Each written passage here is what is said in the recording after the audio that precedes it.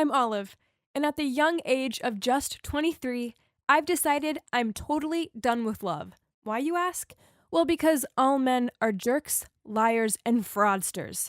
They're like magpies. They're always looking for something new and shiny to come along. So, your boyfriend is different? Yeah, whatever. I've heard it all before. I've believed it all before, too. Trust me. But as much as it sucks to hear that all guys are the same, I'll tell you why. It all began back in high school when I had a massive crush on this boy called Xavier. He was so dreamy, handsome, and talented. We bonded over our love for music, and we were in the same school choir together. Every musician has a muse, right? I believed that I was Xavier's only muse and no one could replace me. In my eyes, he could do nothing wrong. Being around him filled me with butterflies, and I couldn't wait to go to college with him and share my life with him. But then I caught him in the music room kissing some other girl. I felt so broken and ran off. I just didn't understand how a boy who I thought cared about me could hurt me so badly. I turned into a zombie version of myself. I could barely eat anything, and I refused to go to school as there's no way I could face seeing him with her. In the end, my mom was so concerned about me that she let me change schools. The problem was that it might have been a new school, but it was still full of jerky guys. I started dating this boy called Justin, but then he broke up with me for my friend Rosie. I had to endure sitting alone in the canteen and watching them feed each other yogurt. Gross. I thought that going to college would change my bad luck with guys and that they'd be more grown up about relationships. But no, turns out my first college boyfriend, Thomas, was two-timing me the whole time. I was clearly a magnet for bad guys, so I decided to use it to my advantage. In fact, their bad behavior is so predictable that I've managed to build a career on it. So after I graduated from college with a degree in business administration, I convinced my family to lend me money so I could open up my love trap business. Do you want to find out if your boyfriend's loyal or not? Well, my business can help with that. Hire me, and I can tell you if you're wasting your time with that charming guy or if he's one in a zillion. This isn't an investigation service or your regular kinda honey trap company. No.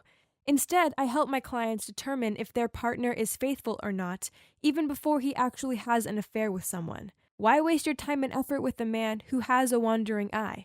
It's simple, really. If your partner likes tall brunettes, I'll send a beautiful girl fitting this description over to the place he'll be at. Naturally, I have different service packages to choose from to suit all budgets. For instance, level 1 is a brief encounter in a chosen location, while level 3 ups the stakes. Trust me, few guys can resist a super sexy woman. If your boyfriend passed our challenges, congratulations. But if he didn't, then we'd have pictures, videos, and messages to back it up. Of course, my client's discretion was the utmost importance to me. So, if questioned, then my girls would deny being hired, and who by? And they'd never go beyond the limits or allow themselves to develop feelings for the guy. As crazy as it sounds, I was doing really well with this job. Business was booming, and although seeing my clients burst into tears when I handed them pictures of their guy flirting with one of my girls wasn't fun, exposing a cheater made me feel satisfied. Then everything changed when Amy showed up at my office. She seemed like any normal client at first. She loved her boyfriend, but she just wasn't fully sure if she could trust him. A normal, boring case. At least, I thought it was until I opened up the folder with the information about her boyfriend. There, staring back at me, was a picture of Xavier. Whoa, I wasn't expecting that. Still, I kept my cool, smiled sweetly at Amy, and said, "Leave it to me." As if I was going to turn down this job and a large sum of money just because I had history with Xavier. Amy didn't know that, and she didn't need to. I'd send another girl along, catch him out, then voila. Amy would see what a jerk he was. Only that evening, I poured myself a glass of wine and looked through his folder. Geez, I'd forgotten just how handsome he was. By my third glass of wine, I decided that no one knew Xavier better than me. Therefore, I needed to use myself as bait and catch him out. The next evening, I put on my favorite dress and I went to the bar Amy said he'd be at. There he was, sitting at the bar and flirting with the pretty bartender. Some things never change. Then he turned and saw me. He looked shocked and said, Olive? Is that you? Oh, hi, Xavier. I smiled bitterly. The last time I saw you, weren't you having fun with your new muse in the music room? He looked confused and said he didn't understand what I was talking about, so I gave him a refresher. I thought he'd be ashamed that I caught him out as a cheater, but then he responded, No, you've got the wrong idea. We were just practicing for the school play when she tried to kiss me all of the sudden. I bet you didn't stay until the next moment to see me push her away and tell her I already had my girlfriend. You're my one and only Olive, my muse. Suddenly, I felt so stupid that I didn't ask him directly that day and just ran away without a word. If I had, then I could have had my dream life with him and never had to experience those jerk guys. As I looked into his dreamy eyes, I realized that I still loved him, and I knew he loved me too. That Amy girl wasn't right for him.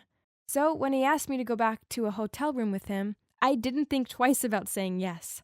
After that, we started dating, and it felt good being able to trust a guy again. He was always spoiling me with romantic weekend trips and taking me out to expensive restaurants. But then one night, when I was with him at a hotel, and he was out of the room, his phone beeped, and I saw a message from Amy pop up. So when he returned, I used this as my chance to ask him, Who's Amy?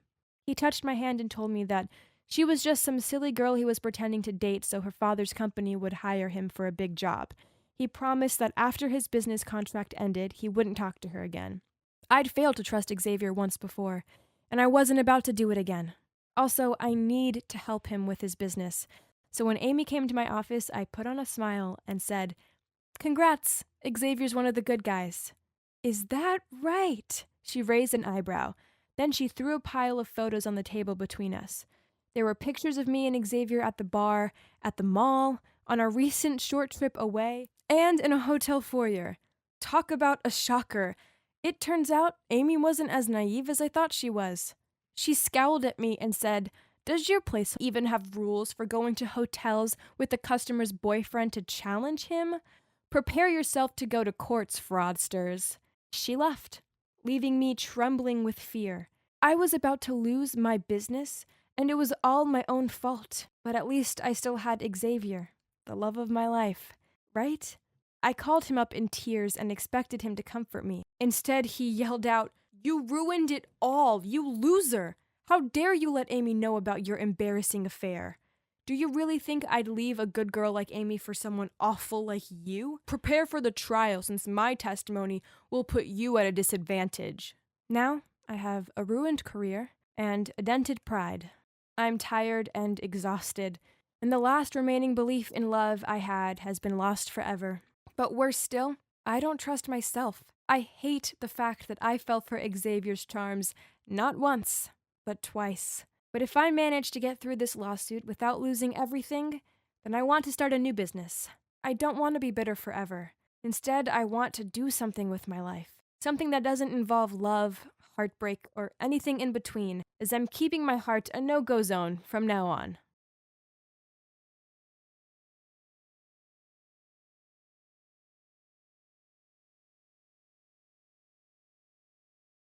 When I was just a little girl, someone ruined my life. And to this day, I've never forgotten it.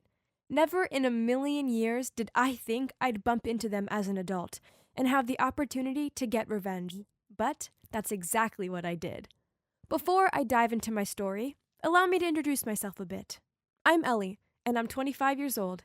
I live in San Fran, and even though I've had a pretty tough life, I'm pretty happy now, and I have the greatest job. I'm a project manager at a cool startup in Silicon Valley. I work hard, not just because I enjoy my job, but because I like being an independent kind of girl. A lot of my friends ask me why I don't just find a rich guy to take care of me, and that just drives me crazy. I mean, I chose to be single because I really don't trust guys. You see, my dad is a nasty piece of work, and so he left a pretty bad taste in my mouth when it came to how I felt about men. When I was just 5 years old, he abandoned me and my mom in LA to go live with his mistress. Even talking about it now, I feel angry. We were devastated and begged him to stay, but he left us. After that, things were horrible for me and my mom. My dad was the breadwinner and was the CEO of a company, so we'd never had to worry about a thing. But after he left, my mom struggled to find a job, and sometimes we even went to bed hungry. I remember people felt sorry for us, and one of our neighbors started leaving food parcels on our doorstep. It was very sweet of them, but humiliating too. I hated my dad for leaving us in that mess, and I hated his mistress even more for stealing him away. I vowed to never date anyone because I never wanted to end up in my mom's position. All I knew was that men hurt women, and that wasn't going to be my story. So anytime guys asked me out, I turned them down. That was until something crazy happened that changed my mind on this whole guy thing. I was feeling really ill one day, and because I lived alone, I had to go out to the grocery store to get some food. When I got back, I felt like I was about to pass out. Before I even made it inside the door, I fainted on my porch. Luckily for me, one of my neighbors saw me fainting and rushed over to help me. I'd only ever seen him a few times in passing, but when I opened my eyes, he was standing over me. I felt so grateful. He told me his name was Brian, and I couldn't believe how kind he was being. He looked after me until I'd fully recovered. He made me soup and even sat by my bed and wiped my face with a cold cloth to help get rid of my fever. The more time he spent by my side, the more I started to think maybe I'd been wrong. Maybe not all men were bad news like my dad. Maybe Brian was one of the good ones. I'm not proud of this, but I might have pretended to still be sick, just so he would keep coming to see me. Even after a week, he laughed and said to me, "Ellie, your fever is totally gone. Are you just using me now?" I could feel my face go bright red and jokingly said, "Look at me, I definitely still got a fever." I really didn't want Brian to stop visiting. Other than my mom, no one had ever been so loving towards me. There was no hiding fact that I had feelings for him. We started hanging out more. Some days I worked super late, and whenever I came home, he'd invite me over for dinner. And one night, he had set up candles and romantic music, and guys, that's when we kissed for the first time. It felt so good, and I knew there was no point fooling myself. I loved him, and he loved me too. For the next few months, we were inseparable. We spent every possible moment together, and after 6 months of dating, he asked me to meet him for lunch one day down by the waterfront. When I arrived, I couldn't believe it. He'd arranged for us to go out on a boat for a picnic. Then, when we were out in the water, looking back at the city, he turned to me and said, "Ellie, I've never met anyone like you before. I want to spend the rest of my life looking after you, my Ellie bear. Will you marry me?" Oh my God, I'm not joking. I started crying so much, I thought we were going to capsize. This was the most romantic proposal ever. Of course I said yes. I couldn't wait to spend my life with Brian, and I was already so excited to start planning our wedding. I'd always dreamt of getting married in a vineyard near Sacramento. So now all we had to do was choose a venue and, of course, tell our parents. Brian had met my mom, and they got on so well, but I still hadn't met his parents. They were divorced, and Brian only really saw his dad. His mom was always working, he said, and so they didn't hang out much. I told him it was important to me that I met them both. So he arranged it. I was pretty nervous, but Brian's dad was so lovely, just like him. I could see where he got his kindness from. Then it was time to meet his mom. We went to a restaurant that she chose, and when we walked in, I thought I was going to collapse. This couldn't be happening, I thought. Brian's mom was none other than Sasha, my dad's mistress from all those years ago. I felt sick, and Brian could sense something was wrong. I tried to act as normal as possible, but inside, I wanted to scream. Brian introduced us and told me his mom was the CEO of my company's rival company. Could this get any worse? I had to smile and pretend to be happy to meet her. Honestly, I felt like I was going to puke and was counting the minutes until I could run out of there. Finally, his mom said she had to get back to work, and I felt like I could breathe again. But I had questions. On the way home, I asked Brian about his mom's life, and he said she divorced his dad 20 years ago when he was just 7 years old. She'd moved in with another guy, which I knew was my dad, but they'd broken up a long time ago, he said, and she had been constantly changing boyfriends till now. I turned to Brian and I said, "Are you okay with that? If she was my mom, I wouldn't want her to be playing around like that." But Brian just said, "I don't care. All that matters is that she's a good mom. As for her private life, she can do whatever she likes, right?" I couldn't believe it. How could Brian be such a good son? His mom had abandoned him, and he was just fine with it. I would never forgive my dad and his mistress for destroying me and my mom's life. And now I decided it was time for revenge. She'd made my childhood a living hell, and now it was her turn to know what it felt like. With planning the wedding, we started to see his mom, Sasha, more often, and I used these opportunities to try and get closer to her. Then one day I started complaining about my job, even though I loved it, and Sasha said, "Why don't you come work for me? There's a vacancy going, and you'd be perfect for it. I mean, you have so much experience." This was exactly what I wanted. Now I could ruin her company and then watch her life crumble. Everyone was surprised I was quitting my job to work for our rival company, but I didn't even have time to care about what they thought. On the first day at my new job, Sasha introduced me to everyone in the software design department, and that's when I met Clark, the head of the department. He was a little older than me, around 30, and he was well known in Silicon Valley for being super smart. The department was about to launch a new app that would blow people's minds, and everyone was super excited about it. Throughout my first day there, I couldn't help but notice how much attention Sasha was paying to Clark. It was kind of sickening to watch. She constantly flirted with him, and all I could think was how he was way too young for her. At lunch, she acted like a schoolgirl, saying, "Clarky, I saved a seat for you." I couldn't understand why Clark would like her. She continued to flirt with him over the next few weeks. She always brought him a coffee, and she didn't do that for anyone else. Then in meetings, she always chose his ideas. It was pretty frustrating, and I even thought about telling Brian that it looked like his mom had found a new boy toy. But then one day, I was working late, and when I walked past the meeting room to go to the restroom, I heard Sasha and Clark chatting, and I couldn't stop myself from eavesdropping. Sasha was giggling and said, "Oh, come on, Clark. I'll even give you a pay rise again. It's just one date."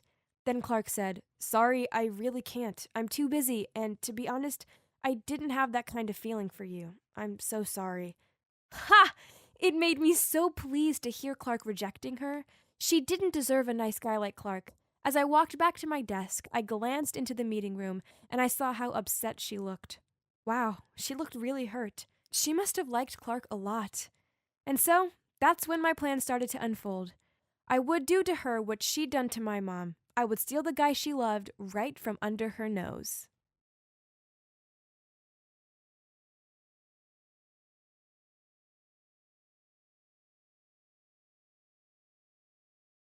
Hey there, I'm Connor, and something really creepy happened to me, so I'm going to tell you all about it. I have to warn you though, it's on the spooky side.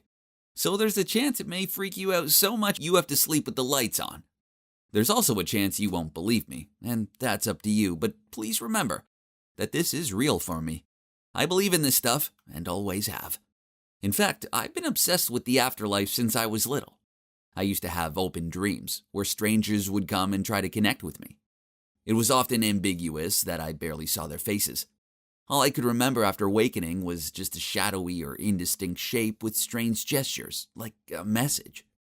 When I told my parents about them, my mom made it out that it was all nonsense, but my grandma assured me that there might be some spirits trying to tell me something. She told me not to worry, as most spirits had no intention of causing me harm. Sometimes these spirits would tell me things. Once, one appeared with a dog. Then a month later, my dad came home with a puppy.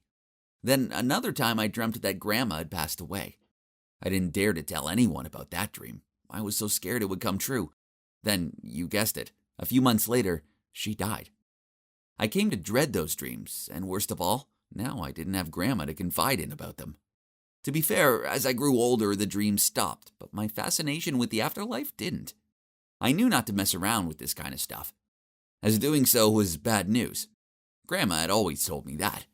But then I started dating Jennifer, and I really wanted to show her this side to the world. So I bought a Ouija board from Amazon.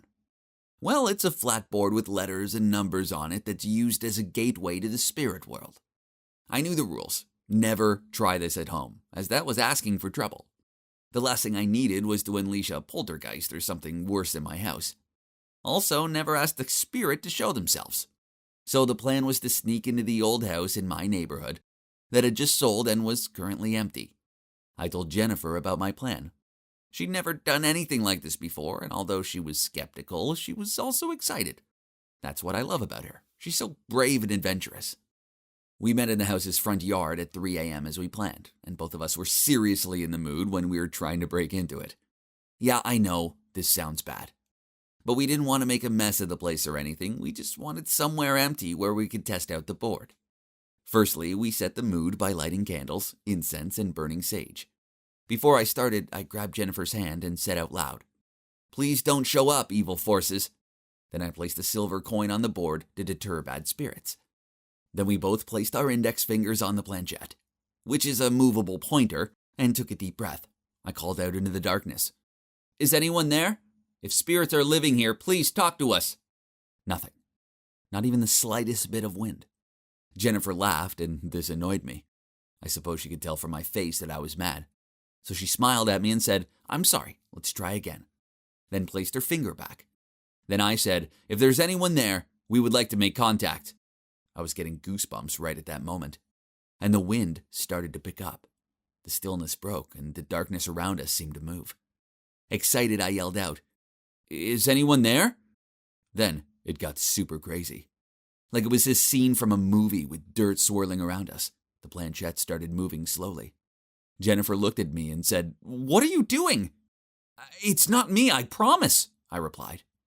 I looked up at her, and the moment our eyes met, we knew the planchette was moving by itself. I continued asking, "How many spirits are there?" It took a minute of silence for the planchette to move to 1. It was becoming interesting. "Are you a good spirit?"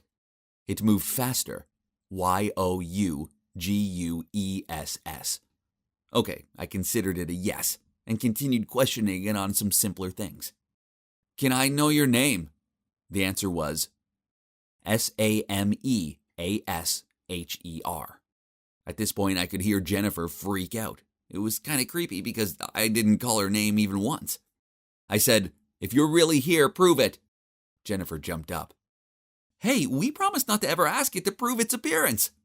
Suddenly, a gust of wind came out of nowhere and blew out one of the candles. Jennifer yelled at me to stop this now. Then she ran out of there. I quickly said to the spirit, "Nice to know you, but it's time for us to go. Goodbye." And at the same time swept the planchette over the goodbye symbol on the board to quit. Then I picked up the stuff and chased after Jennifer to check if she was okay. She was completely freaked out and told me she was never doing that again. The problem was, I couldn't stop thinking about the spirit.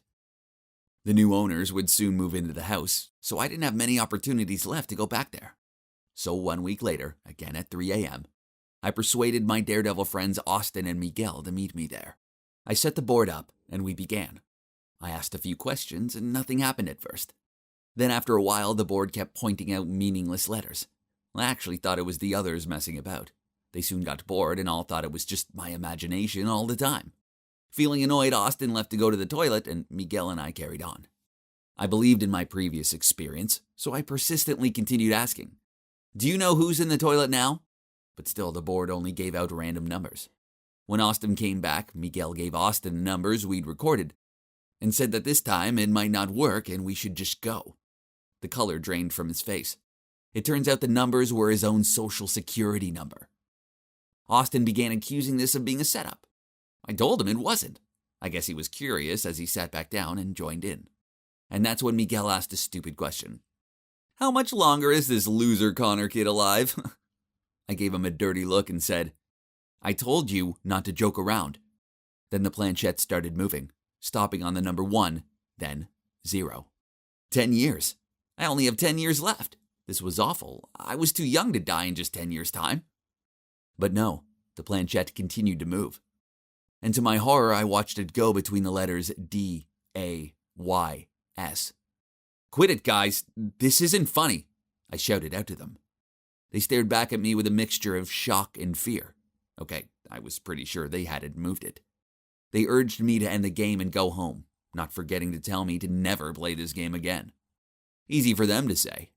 They're not the ones being told they will die in 10 days. I couldn't stop thinking about what happened. It was awful. I was so stressed out it took me ages to fall asleep. Then when I eventually did, I had an open dream. I dreamt of a spirit girl who was walking to school with me. Then suddenly she pushed me into traffic and a car was coming. I woke up in hot sweats. 3 days later, I sneaked to the house again by myself and asked only one question. How much longer do I live? And she answered, 7 DAYS. So it couldn't be a random answer. The spirit was counting down my remaining days on Earth. 3 days later, I still couldn't stop myself from going there and repeating the same question again, and the answer was 4. I couldn't just wait to die. I had to do something.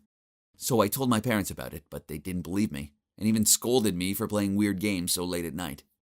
On the day my time was meant to be up, they saw the state I was in. I couldn't stop shaking and refused to get out of bed. There was no way I was going near a road today, so my mom rang the school and said I was sick. Then she stayed home from work and barely left my side. That day went so slowly, but nothing happened. It's a month later now and I'm still alive. I did end up grounded for 3 months for sneaking out at night and terrifying my parents. When my punishment's over, there's no way I'll be taking the Ouija board to any more empty houses. In fact, I've stuck it in the attic and that's where it's staying forever. So that's my story. You can decide for yourself if you're willing to try it or not. But my main advice to you is don't meddle with this stuff, as it's definitely not worth it. Have any of you ever worn braces before? If you have, I feel for you. I really hope your experience was better than mine. I thought braces would make my life so much better, but oh boy, was I wrong. It all started because of how ugly my teeth were. They were short and had such big gaps between them. My friends sometimes made jokes about them, and it really hurt my feelings, but I tried to hide how I felt and laugh along with them. Because my parents worked away all the time, I lived with my grandparents in New Jersey, and they never thought there was any problem with my teeth. They said they'd grow as I got older, but honestly, I couldn't handle the teasing anymore. Eventually, I decided to take matters into my own hands. Every time my parents sent me pocket money, I'd save every cent. By my senior year of middle school, I'd finally saved up enough money, and so I went to the dentist and asked him for braces. My dentist said I need to wear them for about 2 years, and I thought that wouldn't be such a big deal, right? I mean, a few of my friends had braces too, and they still looked pretty, but unfortunately, that wasn't the case for me. My teeth were so messed up that normal braces just wouldn't cut it. My one friend had recently got these invisible braces, so I asked my dentist if I could get the same ones, but he said I needed something more hardcore. I ended up with black iron braces, and they made me look even uglier than before. How stupid I'd been to think that braces would magically make my teeth better. My friends thought it was hilarious and said I looked like I had train tracks inside my mouth. Everyone was laughing at me, and slowly I started to distance myself from them. Those days were some of the worst of my life, and all I wanted was to run away where no one would know me. So after I graduated from middle school, I persuaded my parents to let me go live with them in New York. I figured that I could start again with a clean slate at my new school. But seeing as I still had 2 years to go with the braces, I needed to make a plan. I didn't want to be the kid everyone laughed at anymore, so I decided to fake being mute so that I could hide my braces. On the first day at my new school, I'd prepared a letter that said I was mute due to oral surgery affecting my larynx, and that I was in the recovery phase, but it could take years to heal. I even faked my parents' signatures. Luckily for me, they were too busy to take me to school on my first day, so everything was going to plan. I thought someone might be at least a little suspicious, but no one asked me about it. And even the teachers gave me sympathy and said everything would be okay, and I'd still do well in my classes. I couldn't believe it. I knew I had to be careful though. So I separated myself from the other kids so they wouldn't try and talk to me. I didn't even eat lunch in the cafeteria because I was too afraid people would see how embarrassing I looked when I ate. I seriously had to open my mouth wide and chew super carefully, and afterwards there was always chunks of food stuck in my braces. But ugly teeth aside, I actually wasn't bad looking. In fact, thanks to the braces, I'd lost 10 kilograms. So my body was looking quite good. If I didn't open my mouth, I was kind of pretty. And because I kept myself separate from everyone, there was an air of mystery about me. After a week or so, a few guys started approaching me, trying to flirt with me, but I just ignored them. I knew if I opened my mouth, it would be game over. I could see they thought I was a bit of a diva, but it was better than revealing my ugly secret. There was one guy called Jake that I secretly liked, though, and I knew he liked me too, as he always tried to speak to me. But of course, I ignored him, and it made me feel so bad. Anytime he came up to me, I'd pretend to be busy or act like he was invisible. I wish I could just be honest with him, but then he wouldn't be into me. I mean, what guy wanted to date a girl with braces like mine? And as for the girls, they didn't like me one bit. One time, a girl in my class called Angela tried to ask me a question, and I just walked away from her. She shouted after me, asking me why I was being so rude, and said that no one had ever ignored her before. She was the most popular girl at school, and ever since that day, she started to treat me so badly. I heard her whispering to her friends that I should be at a school for disabled kids, and then one day she even came and told me that to my face. I was so upset. This school was just as bad as my old one. I didn't understand how people could be so mean. But that was nothing. It was about to get worse. One day, I woke up with a cold. I couldn't stop coughing and sneezing, but there was no way I could miss school as we had an exam that day. I decided to wear a face mask so no one would see my braces if I had to cough or sneeze. When I finished the exam, I was at my locker and suddenly the biggest sneeze came. I ended up sneezing 5 times in a row, and afterwards I said, "Jesus!" out loud as a reflex. Then I panicked. I was supposed to be mute and I'd just spoken. What if someone heard me? Well, someone did. I turned around and Angela was standing there with her friends. They were looking at me in shock, and Angela said, "I thought you couldn't speak, Then she walked towards me and reached out to pull my mask off. Suddenly, Jake appeared and stopped her. He told her to back off, and then he stood there protecting me. No one had done something so nice for me in years. That's when Jake and I started hanging out. We would go to the library, for walks in the forest, and even play piano together. I used a small notebook to write down whatever I wanted to say to him. And of course I just smiled, never laughed when I was with him, but then one day he leaned in to kiss me, and the worst thing ever happened. The thought of his lips touching the metal braces in my mouth made me disgusted with myself. So when his lips touched mine, I got such a fright I basically headbutted him. And when I realized what a stupid thing I was doing, blood was pouring out of his nose. Both of us frantically tried to stop the bleeding. I felt so ashamed of what I'd done that I had to try so hard not to cry in front of him, and he also blushed shyly. After that, it was hard to fully relax with him. Even though I liked him so much, I was so afraid that he'd catch a glimpse of my monster teeth and then break up with me. Little did I know what was just around the corner. One morning I was walking to my locker when I realized everyone was staring at me. I felt so self-conscious and didn't understand why they were all looking at me. And then I saw it. Plastered across my locker were tons of photos of me. And they were all of me from middle school. From when I hadn't worn braces to when I had it full of my mouth. They were the worst photos ever. I was ugly and fat in them, and I couldn't believe someone could be so cruel. As I stood there in shock, Angela walked up to me and said, "You're a liar, a monster pretending to be a mute little princess. Well, the truth is out now." Then she turned to everyone watching us and told them I really could speak. Turns out her cousin was in my old middle school. They'd been hanging out, and she told Angela that I wasn't mute and hadn't had any surgery and that I just had ugly teeth. When she triumphantly walked past me, my anger flared up, and for a moment I lost control. I rushed in and pushed her down the hallway. Then I jumped in to sit on her back and started pulling her hair. And then I saw blood, and that's the moment when I realized I'd taken it too far. Her front teeth had broken when she'd fallen. Everyone was taking photos. I was sitting on Angela's back, holding her hair, and my mouth was wide open, revealing hideous braces. Jake was also present in the crowd and looked at me in awe. I don't know if it was me or Angela who was more humiliating in this situation.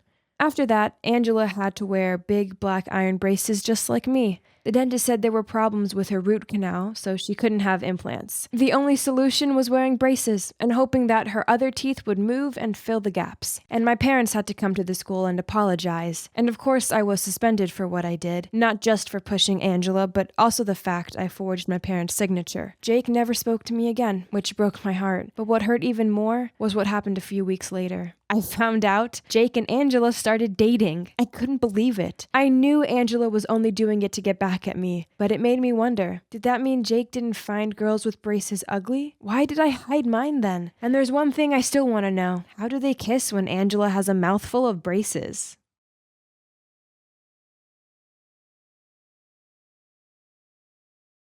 Have you ever met someone and known instantly that they are the one for you? I wish I'd realized sooner so that my teenage years hadn't been so full of drama and heartbreak. But you live and learn, right? And better late than never. By the way, I'm Versailles, and I'm 24 years old. It all began 14 years ago when I moved to New York and started at a new school. At that time, I assumed that moving from my hometown in France to New York would be no big deal. My mom and I were super excited and truly believed it would change our lives. Indeed, it did, but not in the ways I ever expected. On my first day at my new school, my mother insisted on driving me to school. When we arrived, I gave my mom a kiss on both of her cheeks and waved goodbye. My mom joked that she'd sort out any of the kids who dared to mess with me. I did feel quite shy, but I thought she was just joking. Turns out she wasn't. At lunchtime, I sat down at a random table, and suddenly this girl appeared and said, "What do you think you're playing at, sitting at our table?" I didn't even have time to reply before she picked up my lunch tray and threw it off the table right into the trash can. "I said, move," she said. Everyone was staring at us now. I was so upset, I just covered my face. I didn't want to be that crybaby in front of all these new people, but I couldn't help it. The tears started falling. Then something crazy happened. A voice boomed out through the cafeteria, saying, "Get away from her!" And then, the next moment, I felt a hand reach out for my hand, and when I looked up, this gorgeous, tall boy was standing there looking at me when he picked me up on my feet. "Excuse me," the girl started, but the boy continued, "What is wrong with you? Do you have a screw loose or something? Your attitude is so gross. It'll make me puke. You disgust me, and I don't want to be friends with someone like you." She stood there with her mouth wide open as he grabbed my hand and walked away. I could hear her scoff from behind me, but her facial expression looked as if she'd lost. I took his hand and followed him out of the cafeteria, and that's when he introduced himself as Ryder. We sat down outside, and he asked me if I was new around here, and then he told me he loved my accent. And he even offered me half of his baguette and said, "Hey, come on, chin up. I'll be your friend, okay?" The best part is that the girl who bullied me had a major crush on him, so she was probably even angrier at me now. But I didn't care one bit. After that, I can't remember a time when we were apart. We were glued at the hip and did everything together. He taught me how to skateboard, and I taught him how to bake my famous pastries. We were like the dream team. He made me laugh so much, and he helped me become more confident. Day by day, I could tell I wanted to be more than just his friend, but I didn't dare tell him that. Then my 12th birthday rolled around, and my mom gave me a diary. She told me to write down all of my thoughts, and even my crushes so that I could reflect back on it one day. Then she winked at me and walked away. Ew, what was she talking about? I didn't have a crush. Did I? Okay, who am I kidding? I had the biggest crush ever on Ryder. Every time I saw him, I felt like there were a million butterflies in my stomach, and I woke up excited every day because I knew I'd get to see him. And then the time came for our school dance, and my friends were teasing me that I should go with Ryder. I kept telling them he was just my friend, but I couldn't fool them. They saw right through me. Later that day, Ryder invited me over to play video games, and as we were playing, he said, "Hey, wanna go to the dance with me?" I couldn't believe it. My heart was thumping in my chest, but I tried to play it cool and said, sure, I guess. And you know what? We had the best time ever at the dance. I was for sure on cloud 9, and afterwards I decided to journal about it in my diary. I never wanted to forget that night. So I wrote pages upon pages of how Ryder made me feel and how I loved him so much. Little did I know how everything was about to change. A few days later, Ryder came over to my house, and as soon as I saw him, I had the biggest grin on my face. But quickly that grin faded when Ryder said he had something to tell me. "I have some bad news. My family and I are moving to London in a month." This is a joke, right? Come on, stop playing around, I said, trying to hide the worry in my voice. But he just stayed quiet, and by then I knew he wasn't joking.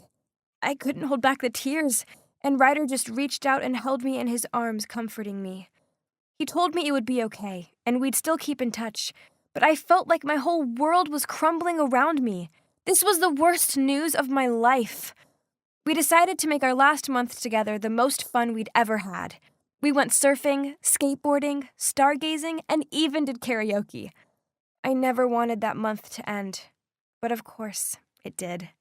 On our last night together, we had a slumber party and stayed up all night waiting for the sun to rise. When it came time to say goodbye, he gave me a framed photo of the two of us and said if I ever felt sad, I could just look at it and remember the happy times.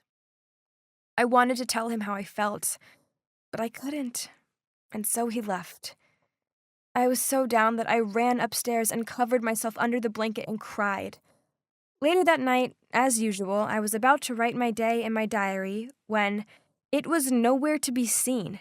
I shouted at my mom and blamed her, but she just said I must have misplaced it. Now I had no writer and no diary. My life sucked. Summer quickly ended and it was time for high school. Even though I had my friends, my life wasn't the same without Ryder. But life goes on, and so eventually I tried to move on from Ryder. My friends told me that this guy Lucas had always had a crush on me, and maybe I should give him a chance. Well, soon we started dating, and even though I didn't have the same special connection with him as I had with Ryder, it was still fun, and it took my mind off of things. Fast forward 7 years, and Lucas and I were still together.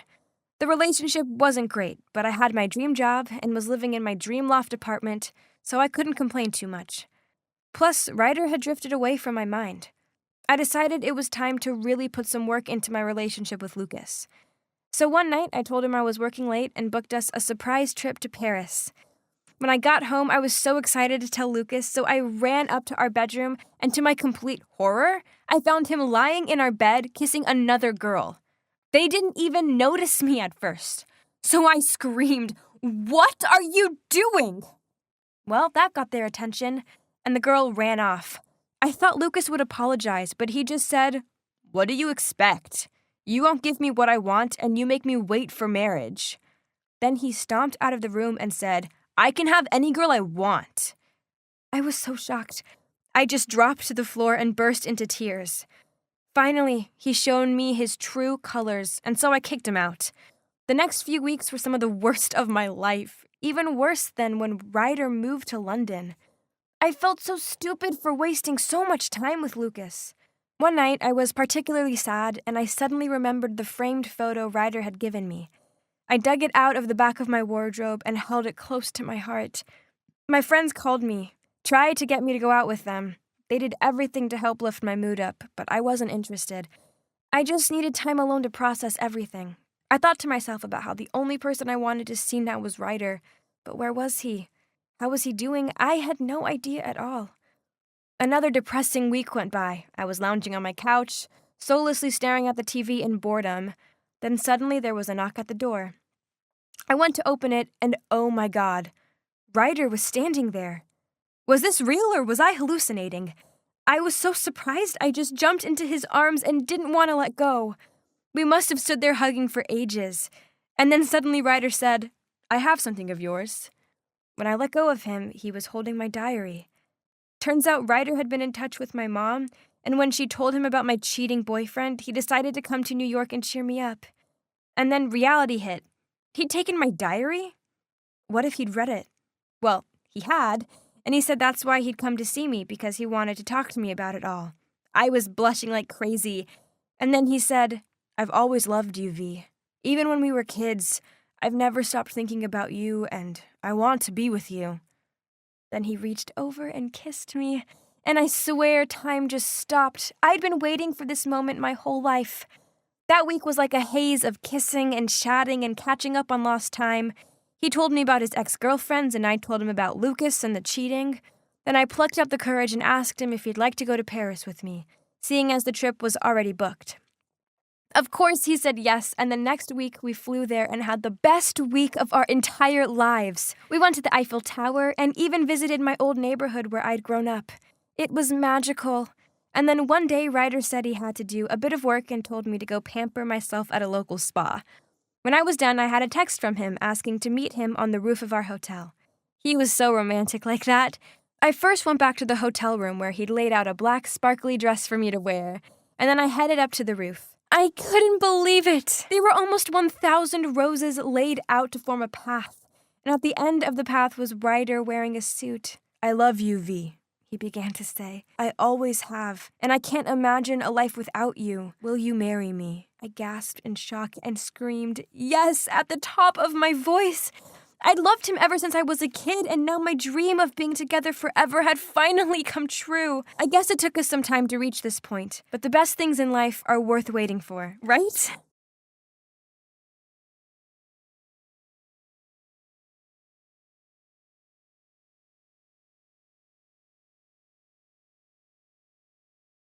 Hi, Ken here. I'm a breast specialist doctor. I'm trying not to be shy when I'm telling you this. It may be a bit awkward talking about my career. But because of it, or due to it, my life turns to be a drama. Well, I appreciate how hard it is for my patients to visit me. Let's face it, taking your clothes off in front of a stranger isn't easy for anyone. Yes, trust me, I've seen it all before, and it's no big deal. I'm just doing my job. I first met Gemma in my surgery. She'd found a lump and wanted me to examine it. When I checked it with my hand, this startled her, and her natural reflexes caused her to punch me in the face, and I passed out. I woke up a few minutes later to find both her and a nurse gawping down at me. My nose was still bleeding. I must have looked a right sorry state. She kept on saying sorry, but I reassured her that it was quite all right. And then with her permission, I continued with the examination. I found something, so I carried out a biopsy, and in the end, I had to tell her that she had breast cancer and needed to have a mastectomy. I could see her getting quite upset. I got used to patients' tears as they heard bad news. But this girl was so strong and brave. She just asked me some questions about the surgery and calmly left. Then, to my surprise, she impressed me more day by day. For the next few weeks, she brought me lunch every day. I thought she was worried I might bear a grudge for her punch or something, and this was her way of making it up to me. The food she brought was delicious, and I have to admit, seeing her was the highlight of my day. She was so kind-hearted and strong. What she was going through was horrible, but she never let it get her down. Instead, she walked over to my room with a skip in her step and a smile on her face. Soon, I fell in love with her.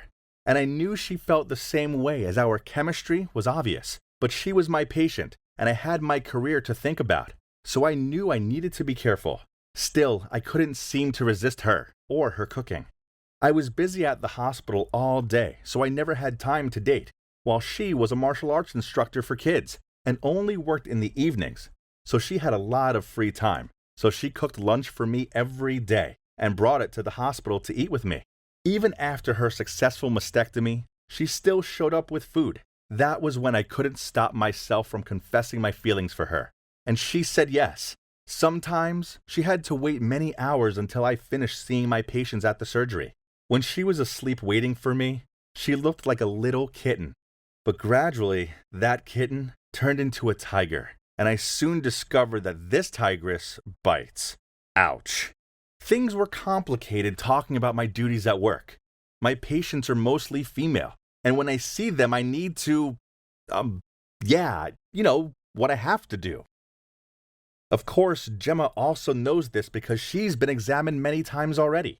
She always fantasized that I would fall for another girl, one who in her eyes was complete. I tried reassuring her that I loved her and only her. Surgery or not, in my eyes, she was perfect. But regardless of how many times I told her this, she failed to believe me. She had a point that no girl could accept her boyfriend touching other women in their things, and even discussing that with them daily. I told her, normally the human body is a beautiful product of nature, but in the eyes of a doctor like me, it's just the same mass of meat. Would you find a chunk of meat beautiful? Isn't that shivering to think like that? Then she argued, so in your eyes, I'm just some chunk of meat, huh? Ugh. I tried telling her it wasn't like that, but geez, she's stubborn. It took me ages to calm her down. Every day she showed up at the hospital and glared at me as the beautiful young women came in and out of my room. Her actions hadn't gone unnoticed by the nurses, who told me that she was making the patients feel uncomfortable with her scanning eyes and judgmental expressions. I told them it was nothing. She was just going through a hard time, that's all. and please be understanding that it was natural for her to compare herself to other women. As I told them that, I was not sure if I could stay sympathetic for her coming behaviors. That afternoon during a late lunch, Gemma asked me if the 8th girl entering my room was beautiful. Oh my Jesus, the only person I can remember was the one who walked out of the room 5 minutes ago. I only remembered that was the one with the cyst, but I didn't remember her face. Why do you have to think so long? Are you recalling her figure? You just need to say she's not beautiful, right? I muttered out, "Yes, right. Not beautiful at all." She frowned at me. "That means you still remember her. What about her impressed you so much?" I stiffened. What was wrong with women?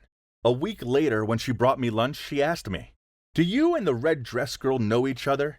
As she'd been here at least 3 times in a row already. Every time she dresses very well. Whoever wears a red dress to the hospital?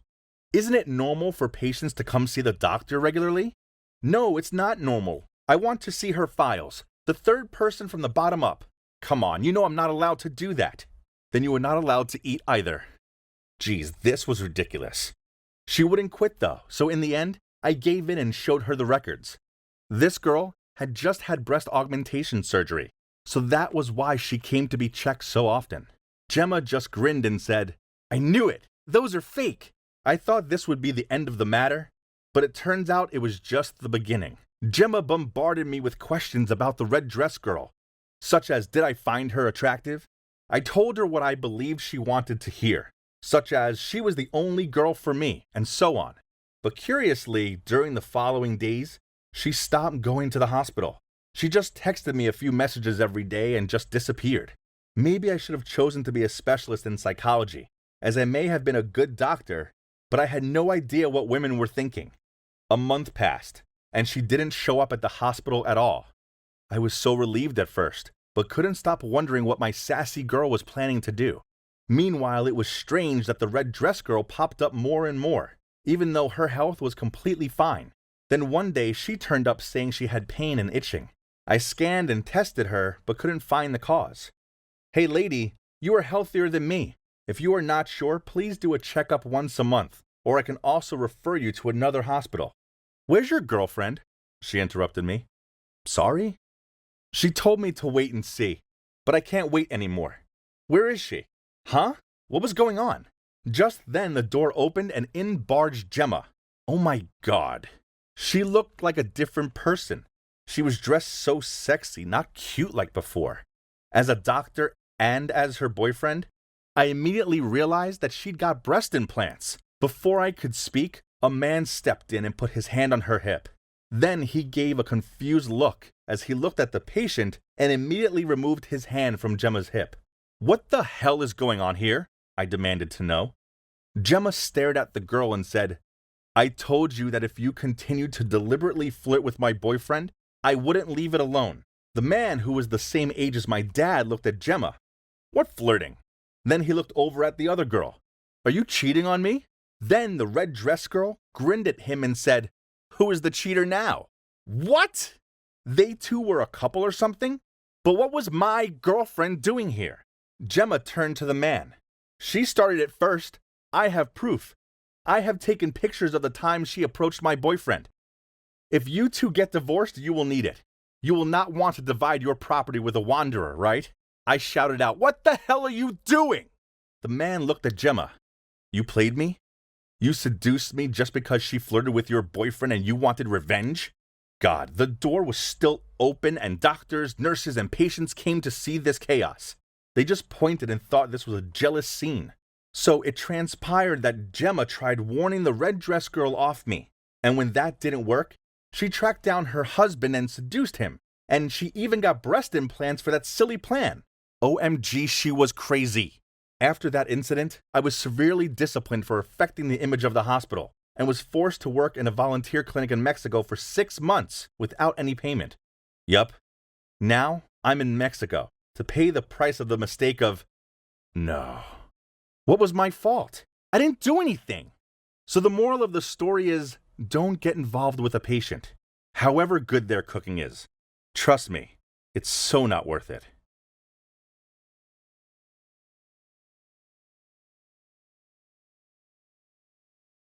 So, who knows the answer to this? The teacher asked. The whole class was silent as they looked down at their desks and scratched their heads. Suddenly, a hand was raised. Yes, it was me. Just me.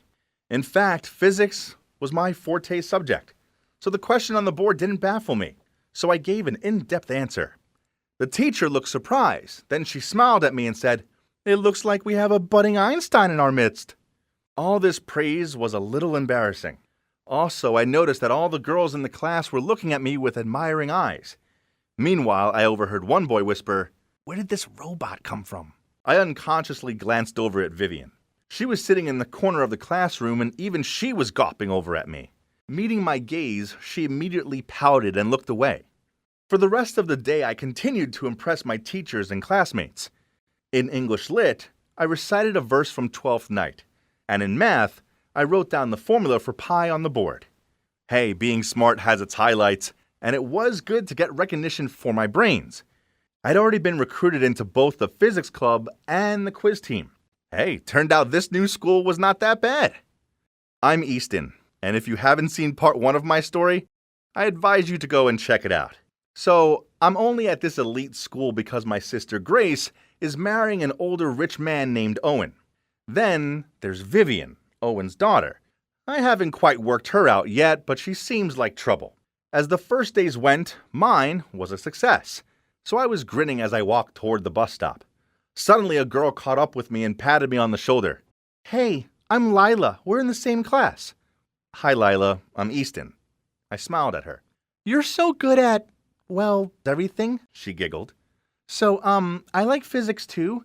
I think we should study together sometime." She chewed on her lip as she twizzled a strand of her hair around her finger. "Yes, sure." Suddenly, a nudge distracted me. "Vivian." She swaggered past us, then looked back at me and pouted. Seeing this, Lila rolled her eyes and tutted out, "That girl is such a nuisance. I'd recommend you steer clear of the likes of her." I nodded at Lila's words, but kept my eyes on Vivian. At that moment, bump.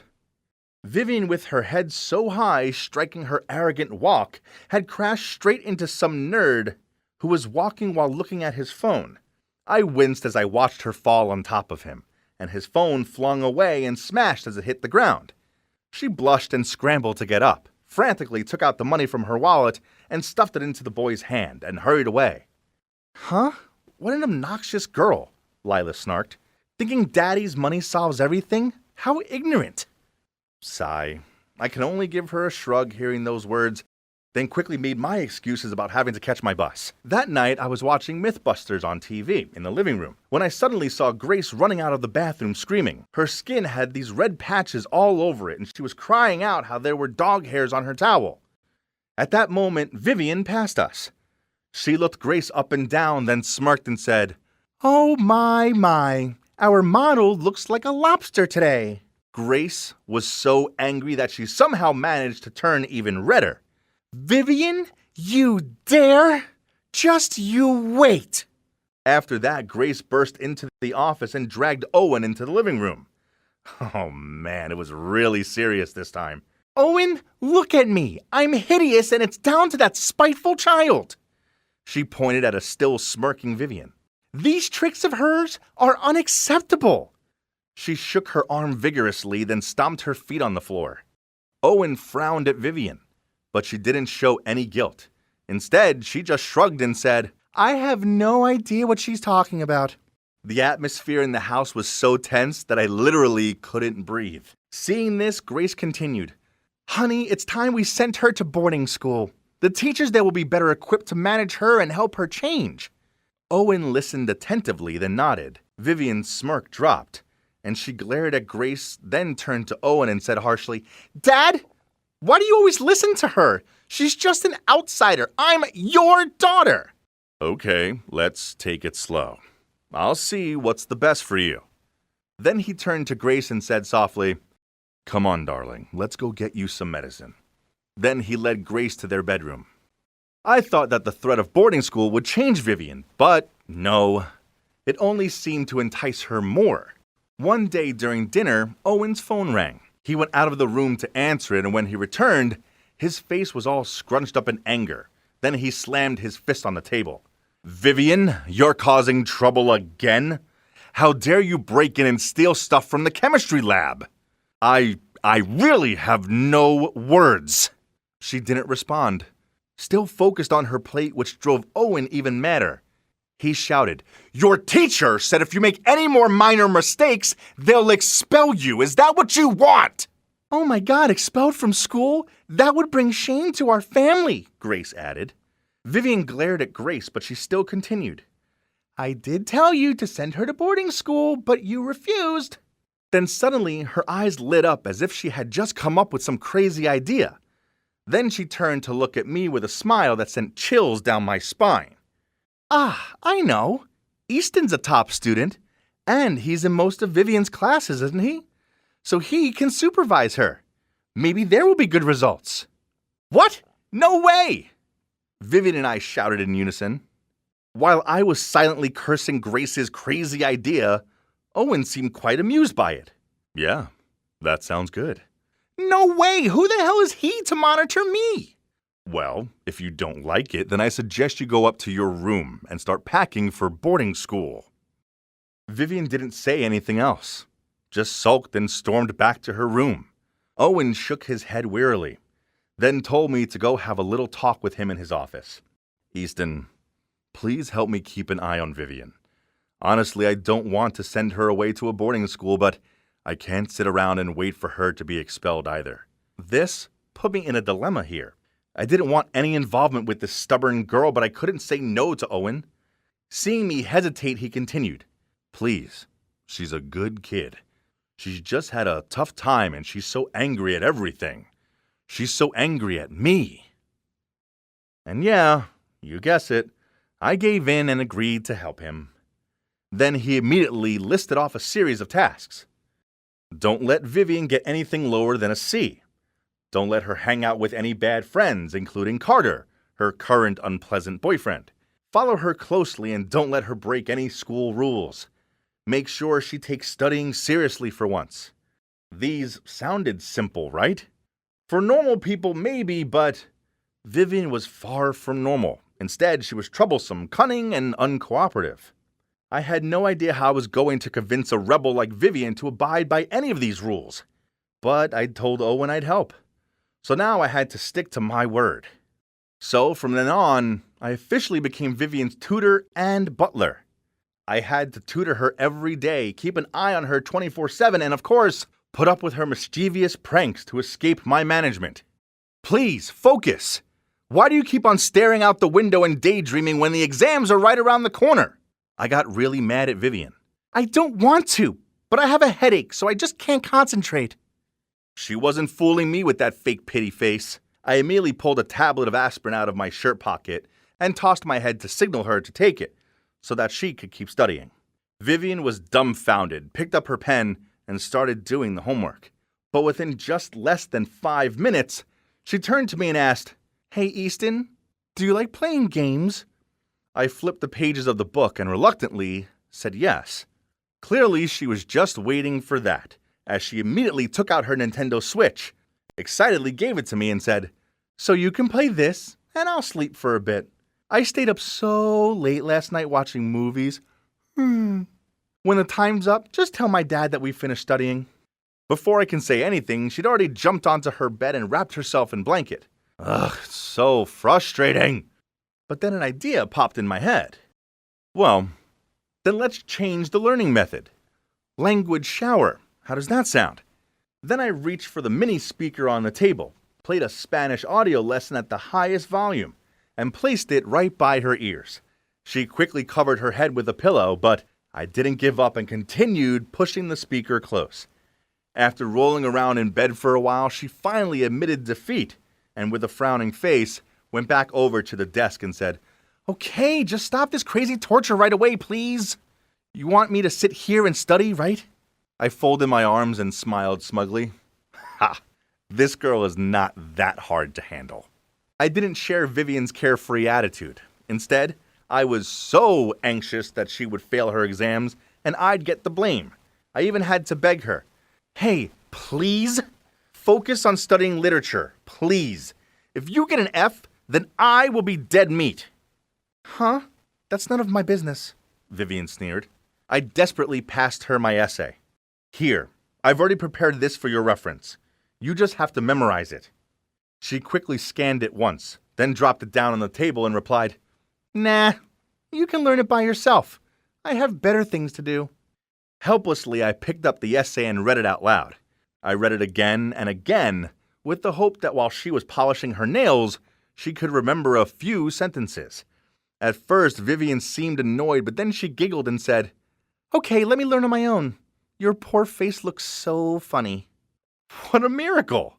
She actually started reading through the notes, but to be honest, I didn't expect much. But you know what? The most unexpected thing happened.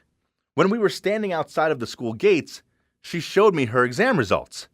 B's and C's, and not one D. Man, this felt even better than when I got an A+. Well, almost. I was about to congratulate her when I heard someone shout her name. Then I turned around to see some kids walking over to her. Oh no. Were these the bad influences Owen told me to keep her away from?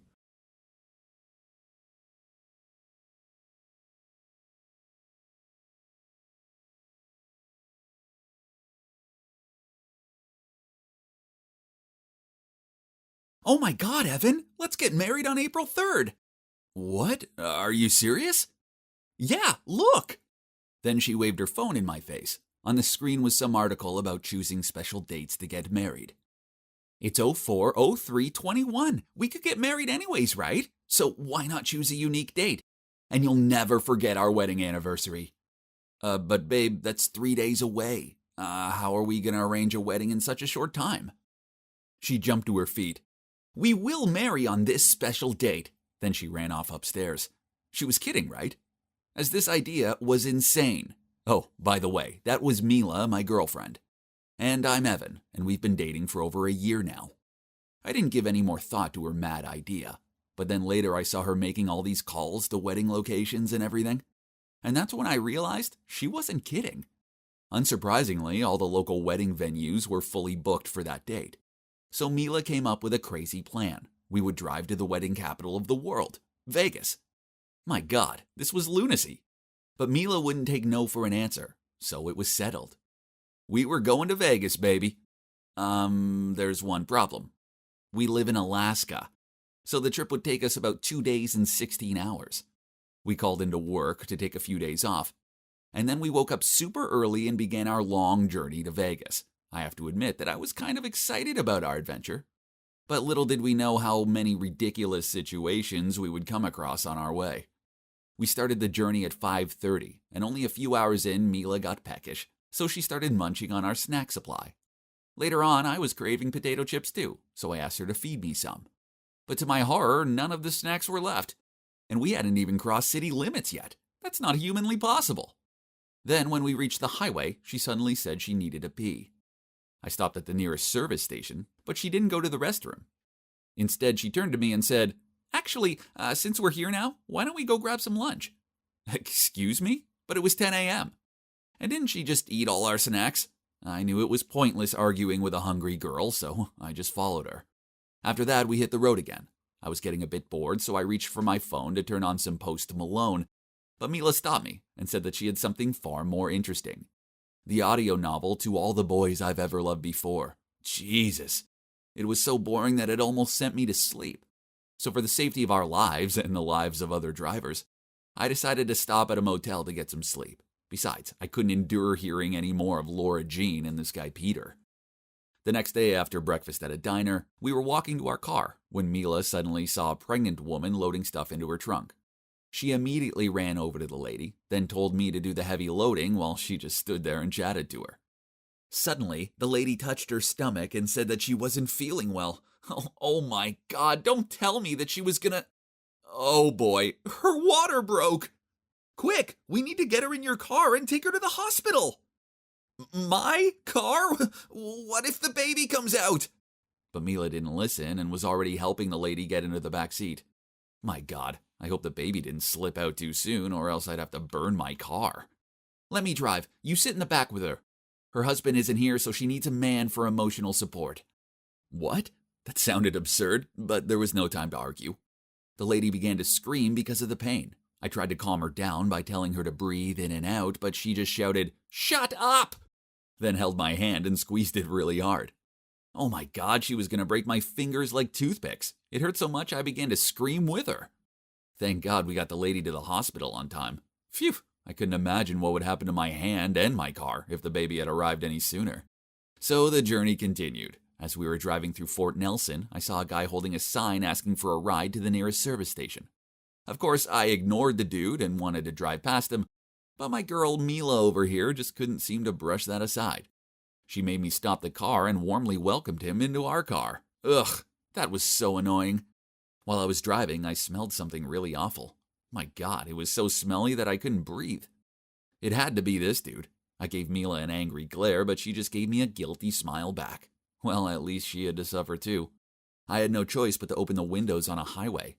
Mila clutched her head as she shouted, "Are you crazy? Close the windows! The wind is ruining my hair!" Oh my God, was her hair more important than her nose? Thank God, after 30 minutes, we reached a service station and the guy got out of my car. I went to the restroom to freshen myself up, and when I came back, Mila was nowhere to be found. I was about to call her, but oh man, I left my phone in the car and she had the keys. After 45 minutes of searching, I gave up and went back to the car to find her sitting there, her arms folded as she glared at me. Where have you been? You do realize we have a tight schedule to keep." What? Was she serious? Then I suddenly heard someone coughing in the back. I turned around and to my horror saw a little boy sitting there. Why was there a kid in my car? Mila explained that his school bus had left without him and we needed to take him to his camping location. Not again, Mila. Why does she have to be that sweet little angel who couldn't help but have to help everybody? But my God, now there was not the time to be Charlie's Angels and rescue that little kid. I told her, but she immediately accused me of being heartless, cruel, and everything. Jesus. That's the third person I'd given a free ride to today. As I was driving to the camping location, the kid suddenly felt nauseous. I shouted at him to hold it as we were on the highway, and it was impossible to stop. But he started to make vomit sounds. Mila freaked out, so she grabbed something and let the kid throw up in there. After I found a place to stop, I turned around and saw that Mila threw all my stuff out and used my precious Nike duffel bag as a vomit bag. That's it. I'd had enough. So I shouted at the kid, "Get out of my car!" He got so scared that he ran out and started crying really loudly. That wasn't cool. He's just a scared little kid. How would you like it if your school bus left you behind? Okay, maybe I was a bit harsh on the kid. You can't blame me. It'd been a long couple of days and that was my favorite bag, but still, I went outside to comfort the kid. "Hey, please don't cry. I'm really sorry for earlier. I didn't mean to shout at you. I'm just really tired from all that driving." The kid stopped crying, but still looked very scared of me. So I said, "Hey, if you give me a smile, I promise to buy you some candy later." He immediately smiled and hugged me. Oh great, I was sure Mila didn't wipe his mouth clean after all that throwing up, as I got some vomit stains on my shirt. But hey, the hug kind of felt nice. We dropped the kid off and his teachers were very grateful. But because of everything we'd been through today, there was no way we could rest in a motel and make it on time to Vegas. So the only option was to drive through the night, so Mila took the wheel so I could catch some Z's. A honking sound startled me and I sat up and saw that we were going at a snail's pace. "Mila, what's wrong? You're driving slower than my granny." "I think we're lost." "What? Why didn't she wake me up?" Then, oh no, we suddenly heard a cop siren. And guess why we were pulled over? Yup, for driving too slowly in a 60-mile-an-hour zone. My God, I was freaking out. But Mila turned to me and said, "Just keep quiet and I'll do the talking." She opened the window and began to speak in a weird way. "Hi, officer, did I do something wrong?" "Can I see your license, please?" "Oh, yeah, absolutely. Here you go, Officer Good-Looking." "It's Goodlin." "Oh, sorry, my mistake. Please don't look at my picture. I was having a bad hair day when I took it." Oh, dear God, was she actually flirting with the cop? He looked at her license with a frown on his face. Oh, no, we'd end up being locked up. "Well, Miss Forrester, I think you look great in this picture. I'll let you off with a warning this time, but please be more careful. Driving at 20 in a 60-mile-an-hour zone is more dangerous than it sounds." Oh my God, thank you so much. Today must be my lucky day. I'm stopped by not only a very handsome but also kind-hearted officer. If I don't get married tomorrow, I will definitely get your number. My God, I think he gets it. After that, I didn't talk to her the whole night. How could she flirt with another man right in front of me? And now we had less than 16 hours to get to Vegas and get married. So we grabbed a quick breakfast from a diner, then carried on driving. On the plus side, we finally crossed the Canadian border. We were in Montana, baby. Then Mila turned to me and grumbled out, FYI, you forgot to close the window again? Anything could have crawled inside while we were at that diner. Ugh, was she serious? I didn't have the time nor the patience for this, so I just nodded to let it go. We sat in silence, but suddenly I heard squeaking. No way was that Mila. Oh my God, something must be in my car. I pulled over and looked in the back seat to see a skunk jumped out right at me. We both screamed and got out of the car. While I was trying to think of a way to get rid of it, Mila suddenly pointed. Do you realize the car is rolling down that hill? I turned around and the car was really moving. I must have forgotten to pull the handbrake. We chased after it, but luckily it rolled into a muddy patch. I looked inside and phew, at least the skunk had gone. I tried driving away, but the car made an awful sound and only seemed to sink lower into the mud. So I went outside to push the car, and Mila switched to the driver's seat, but then mud splashed everywhere. And when I say everywhere, I mean everywhere. I called out for her to stop, but guess what? She didn't hear me over the music, she just had to play. Unbelievable. While here I was, covered in dirt. But, well, as annoying as the loud music was, the weekend's blinding lights kind of boosted me up somehow, which made me push the car as hard as I could. And yes, it got out of the mud. I was tired, dirty, hungry, and I just wanted to get to Vegas in one piece. Was that too much to ask? I think God heard my prayers, because we made it to Las Vegas, baby. And it was 11:30 p.m. I had about 10 minutes to shower and change, but Mila insisted that we go straight into the chapel. My God, Mila. I looked like I'd been wrestling John Cena in a mud bath. We ran towards the reception, and when I looked at my watch, it was 11:45 p.m. Oh my God, I couldn't believe we made it. The past 3 days felt like 3 freaking months. Hi, it's 040321, and we're here to get married. The reception frowned at us, then said, Sorry, sweetie, but it's the 4th. Then she pointed at the calendar on her desk. Huh? Had we jumped time or something? Then I had a light bulb moment. Nevada is 1 hour ahead of Alaska. My God, we totally forgot about that. It was already April 4th. Mila looked devastated, and I was feeling a bit down about it too. But if I really had been a groom with this muddy look, I never would have dared look at the wedding pictures ever. Moreover, after everything we'd been through on this trip, I think it's best we get to know each other a bit more before we get married. I'm already happy with what we're having right now, so no need to rush, right?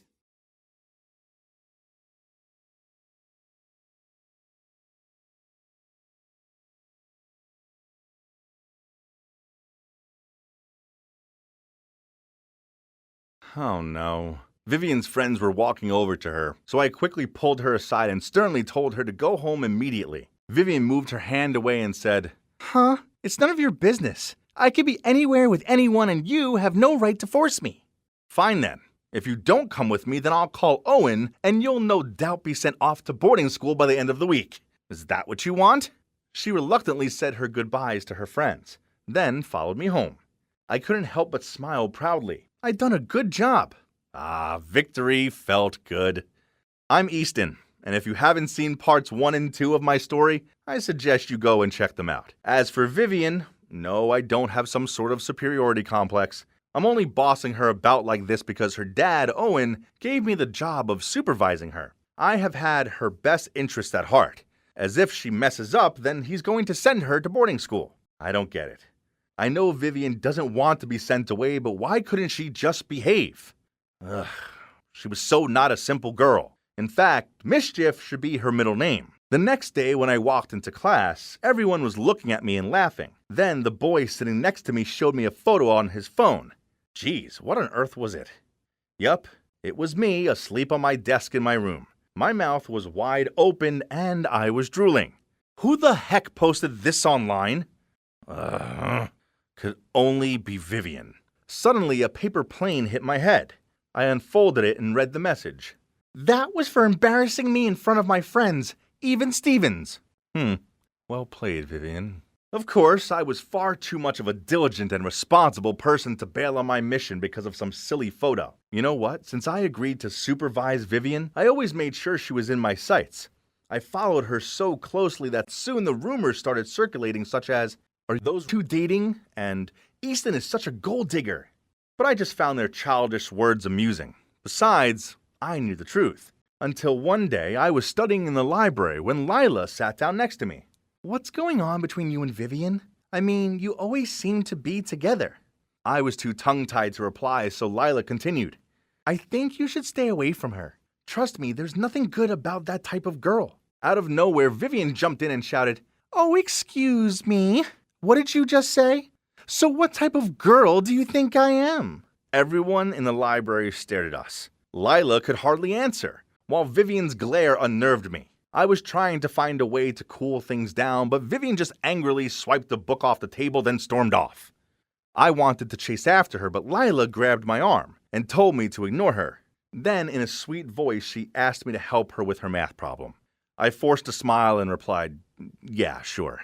After that, every time I saw Vivian, whether it was at school or home, she didn't say a word to me and instead just gave me death stares. Her look was a little on the scary side and made me feel uncomfortable, but above all else, it made me feel guilty. But I didn't understand why. I hadn't done anything wrong, right? Then one time, I was on my way to the canteen when I saw Grace. What was she doing here? I caught up with her and she said the principal had called as Vivian was in trouble again. But as Owen was on a last-minute business trip, she had to come. She's such a pain in the neck. I had to leave my nail appointment early. She waved her halfway painted nails in front of me. Look, how hideous. I walked alongside Grace. Lunch would have to wait, as I needed to find out what Vivian had done now. I didn't understand it, as I had been keeping a close eye on her and I hadn't seen her do anything bad. From the outside, I saw both Lila and Vivian were in there. Grace stormed straight into the office and I stepped in behind her. It turns out the history exam had disappeared. And earlier on, Lila had seen Vivian sneaking into the teacher's classroom. Frustrated, Vivian shouted out, No, that wasn't me. Lila made that up. But the principal didn't believe her and was persistent that Vivian had done it. He also said Lila was an exemplary student and there was no reason for her to make this up. This is it. You're expelled, the principal declared. I looked at Vivian with concern, and she looked like she was about to cry. Right at that moment, Grace spoke up. Do you have any other evidence besides this girl's words? How can you accuse Vivian like that when your only proof is another student's words? I don't think my daughter is that kind of person. Vivian looked up at Grace with her eyes widened.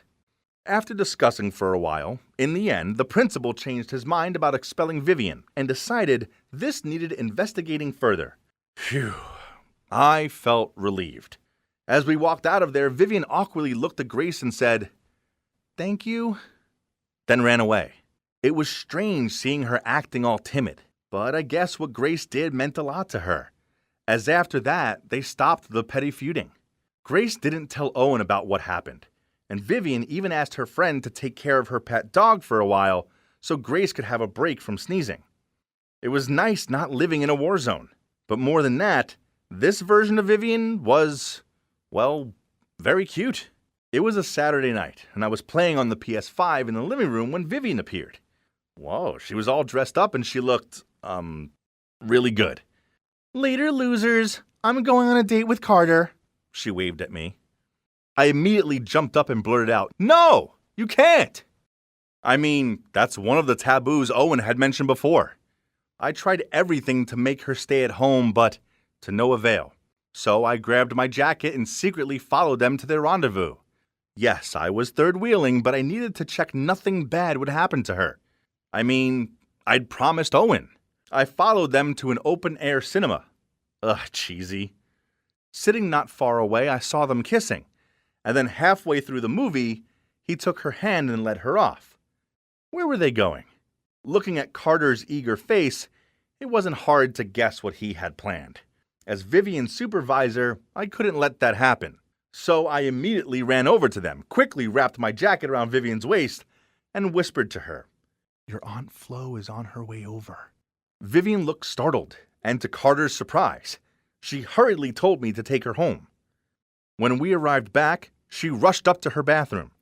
And just as I expected, exactly 1 minute and 30 seconds later, she ran up to me and shouted, How dare you fool me? You ruined my 3-month anniversary date! Then she angrily went back to her room and slammed the door. She could be mad with me if she wanted. I was just doing my duty. After that, Vivian refused to talk to me. And whenever I saw Carter, well, his death glares made his feelings toward me pretty darn clear. Then one day after school, while I was waiting for Vivian to appear at the school gate, my phone buzzed. It was from her. "I'm trapped in the girls' restroom on the 2nd floor. Please hurry." Without thinking much, I rushed over there. I was just about to bang on the cubicle door when I felt someone grab my collar and pull me back. It was the principal, followed by Carter and Vivian. What? Why was she there? This was so confusing. The principal made me follow them to their office, then accused me of being a peeping perv. What? I tried defending myself, but he didn't believe me. I suppose this wasn't surprising, seeing as I didn't tell them about Vivian's message. However mad I was with her for framing me, I knew if I landed her in trouble, she'd be expelled, and I didn't want that. Not only did it majorly suck that everyone thought I was a peeping Tom, but I also ended up being suspended for the rest of the week. I stayed in my room feeling glum and forced myself to study, but I couldn't concentrate on anything, not even physics. This was awful. While I was thinking about it, I heard a knock on the door. I opened it to see Vivian standing there. Great, now she was here to rub salt in the wound. Regardless of how much you hate me, you shouldn't have framed me like that. This could affect my future. I went to close the door, but she stopped it with her foot. Wait, I have some good news for you, she smiled at me. You can go back to school tomorrow. It was all Carter, so you're off the hook. I looked at Vivian with amazement and asked if it was true. As soon as she nodded, I immediately hugged her. A few seconds later, I felt like I was overreacting, so I let go of her and scratched my head shyly. Then Vivian told me everything. Turns out she found out that Carter had stolen her phone and sent me that message to trap me. Then he told the principal he'd seen me sneaking into the girls' restrooms. Vivian made him confess, but she secretly recorded it and sent it to the principal. So I wasn't suspended anymore. What a relief. Man, I'm really grateful to Vivian. But then I asked her, but Carter is your boyfriend. Nah, I've decided I've outgrown bad boys. Instead, I want someone caring and sweet. She grinned at me. Well, this was a few months ago, and although Vivian is still feisty and stubborn at times, she is taking her studies more seriously now. The atmosphere in our house is pretty good, which makes my life so much easier. And you know what? Vivian and Grace are even going shopping together, and I have to go and carry their stuff. Oh, and if you're wondering about Vivian and me, I guess a rebel and a top student can get on after all. I guess we'll just have to see what happens.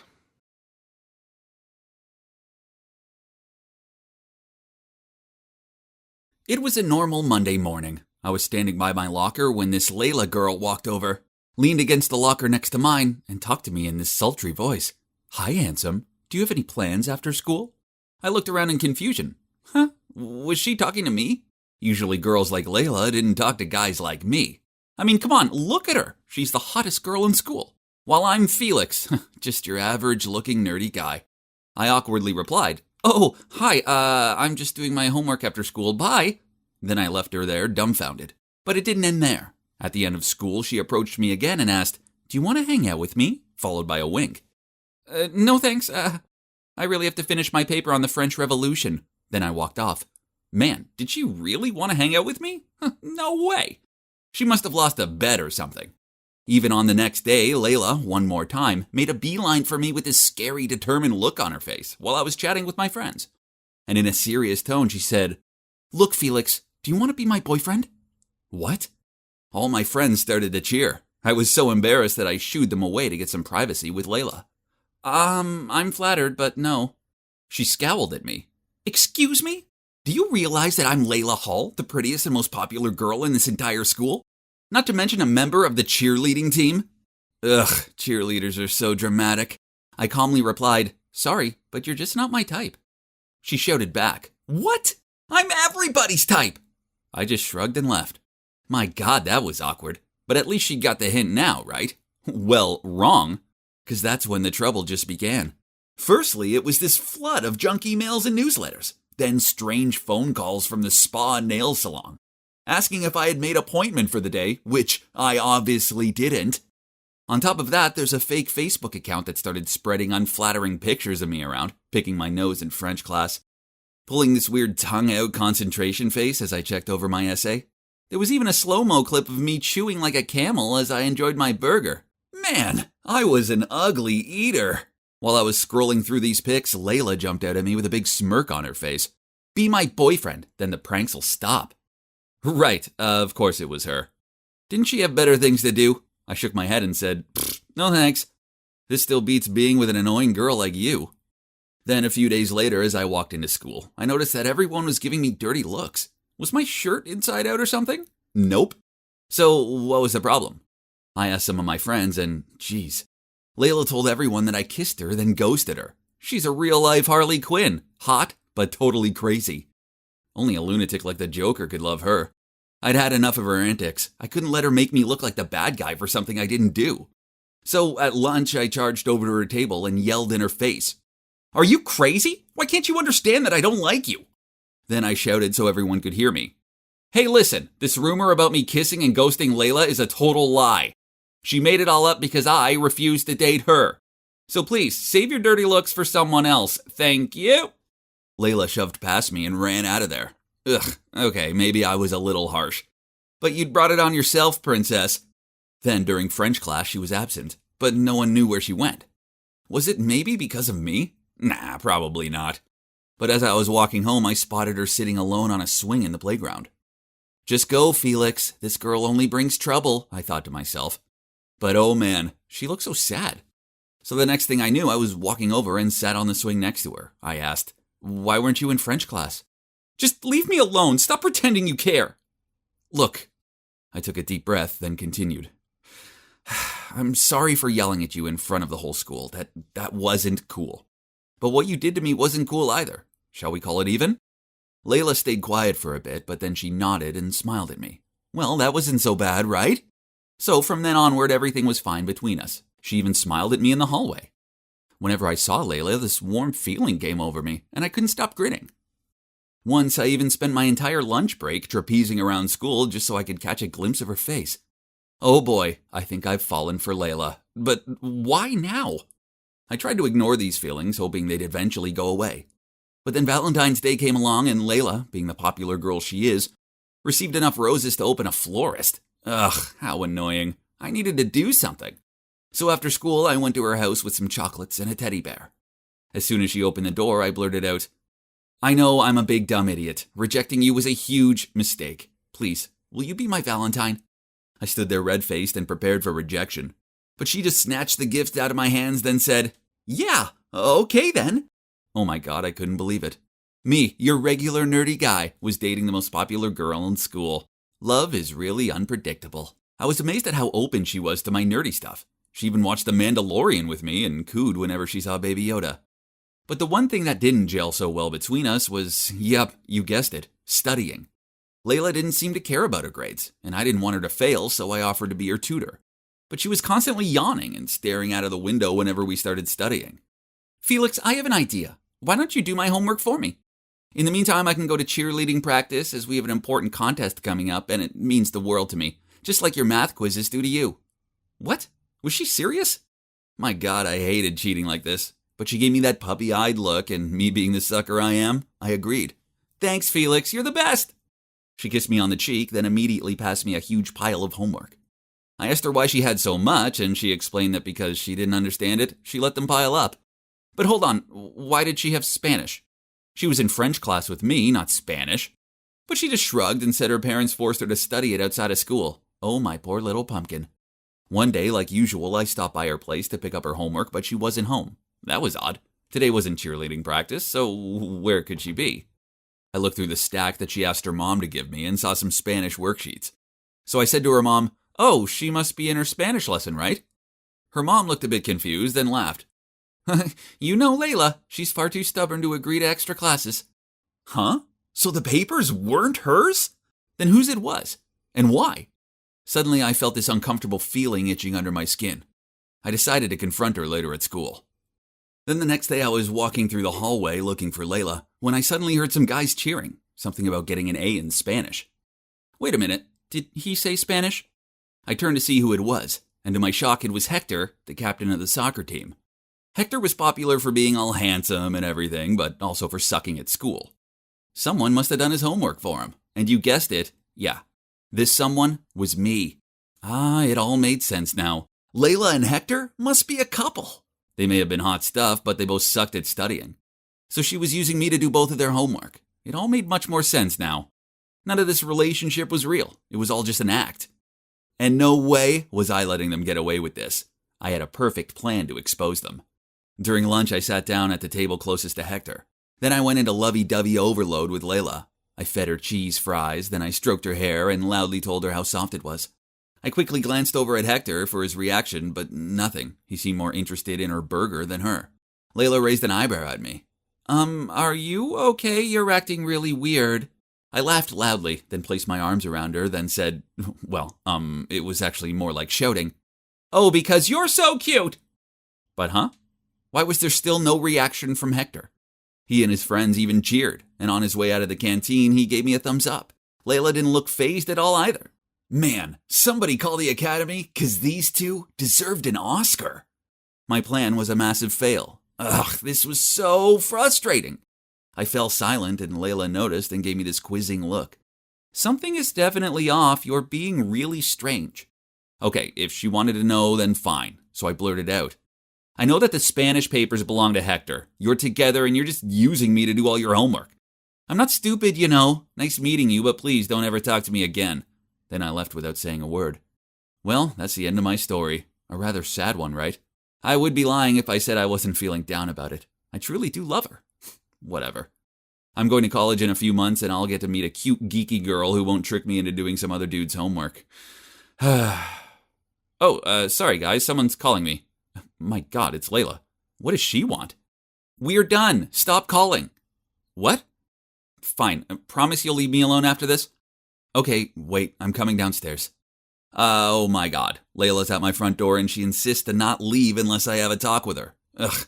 Don't move, everyone. I'll tell you every detail as soon as I'm back. Jesus, guys, you won't believe what Layla's just told me. The thing is that her cheerleading team had to practice a lot for upcoming contests, which means they couldn't study as much. Therefore, they had to find someone who was willing to do their homework so their grades wouldn't slip. That's when Layla came up with the plan to win me over as her boyfriend. The flirting, the pranks, they were all part of her plan. That was the truth. But Layla didn't know about the Spanish worksheets because her teammate Harper gave them to her. Turns out Hector is Harper's boyfriend. Didn't see that coming, right? But I was still super mad at Layla because she still used me. Then Layla took out some papers and showed them to me. It was homework with all B's on them. Then she told me, okay, I admit that at first I didn't like you. I only approached you to take advantage of you. But then I actually fell for you as I got to know you better, okay? So I stopped giving you my homework and did it on my own. So, her feelings for me were real too? I couldn't believe it.